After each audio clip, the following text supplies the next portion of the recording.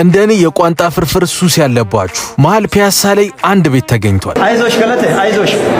ማሚ ገበታ ይባላል። በአገልግላቸውና በቋንጣ ፍርፍራቸው ይታወቃሉ። ቤቷ አነስ ያለችውና በተመጣጣኝ ዋጋ የጾምና የፍስክ ምግቦችን ያቀርባሉ። ከሜኗቸው ላይ እኛ የሞከርነው ባለ 3 አገልግል ቋንጣ ፍርፍርና ኮርኒስ ነበር። ባለ 3 አገልግላቸው አቀራረቡ በጣም የሚያምርና በዛ ያለ ሆኖ በውስጡ ዱለት፣ ስጋ ፍርፍር በቀይና ባልጫ፣ ሩዝ በስጋ ጥብስ፣ ጎመን በስጋ አይብና 3 እንቁላል አለው። ለ3 ሰው ከበቂ በላይ ነው። እንደ ፍላጎታችሁና ብዛታችሁ ባለ 2ና ለአንድ ሰው የሚበቃ ባለ 1 አገልግል አላቸው። ቋንጣ ፍርፍሩም እዛው ታሽቶና አድርቀው ነው የሚያዘጋጁት። ለአንድ ሰው ይበቃል። ጣዕሙም ያበደ ነው። ኮርኒሳቸውን ሙሉ ነበር ያዘዝነው። ስጋ ፍርፍር፣ አይብ፣ እንቁላልና ደቅቅ ያለ ጥብስ አለው። 2 ሰው ዘጭ ያደርጋል። ማሚን መተናንጠውት ብለን አመስግነን ወጥተናል። ዋጋቸው ካፕሽን ላይ አለ። ማሚ ገበታ የሚገኘው ፒያሳ አራዳ ጊዮርጊስ ህንፃ ላይ 2ኛ ፎቅ ነው። ሞክሩት፣ ትወዱታላችሁ።